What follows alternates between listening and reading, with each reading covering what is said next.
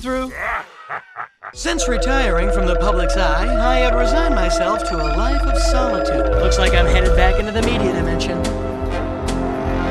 It's gonna be deja ouch all over again. Ladies and gentlemen, this is GEX on the Sega Genesis. And I know what you're thinking. It's tail time. Lock and load, little lizard. It's tail time!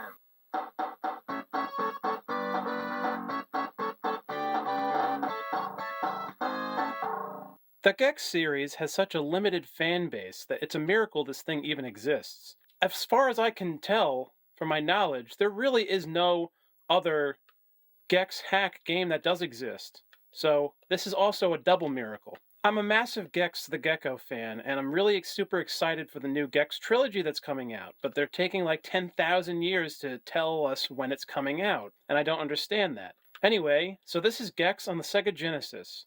As awesome and amazing as it is, there really is not much difference gameplay-wise to this versus Sonic. And GEX is not as fast as Sonic, so... But, you know, other than GEX's gameplay, all the levels are exactly the same. But you do collect, like, the fly coins or whatever, and you can collect items. And I just loved that label. I mean, a green Genesis label on the cartridge, isn't that awesome? And all the badniks in this game, they're all green looking, too. I mean, it's just mind-blowing to just even talk about this. I can't believe this is real. It's GEX on the Sega Genesis, and plus...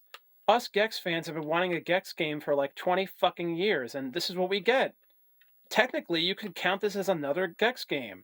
It's the only other GEX game that really exists. And it's a fan one. But it's the only GEX game that exists other than the original trilogy. And that's really, really saying something since it's the only frickin' one. I mean, geez, you know? So, as you can see, GEX's gameplay in Sonic 1... he acts like the gameplay of how he is in his own games. But if you watch the demo, it's quite different for some strange reason.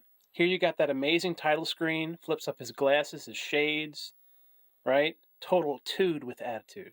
Now look at this. This is the demo. GEX can actually spin into a ball in the demo, and look how fast he's running. I don't think you can do this in normal gameplay. So it's kind of weird that the demo shows GEX doing all this kind of stuff. I mean, this is more like Sonic. But when you play the game normally, you can't even do any of this stuff.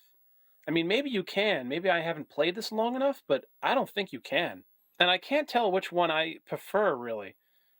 I kind of like the one that you can play in the game because that's how GEX actually moves more in his original games. But then again, it's not as fun to do that in Sonic's world, is it? It's more fun to play as Sonic in Sonic's world and to have GEX rolling a ball and stuff like that. I mean, the detail in this hack of Sonic 1 to include GEX the Gecko is so charming and well done. So I do technically count this as another GEX title.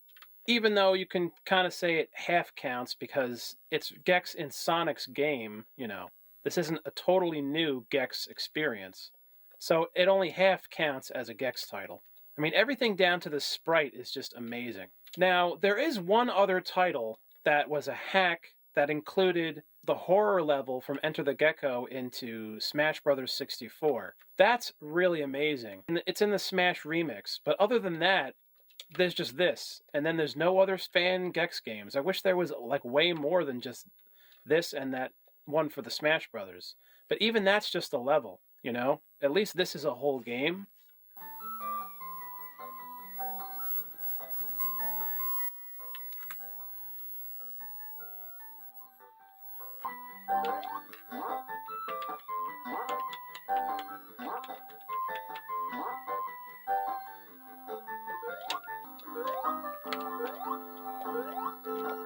So anyway, guys, this is my review for GEX on the Sega Genesis.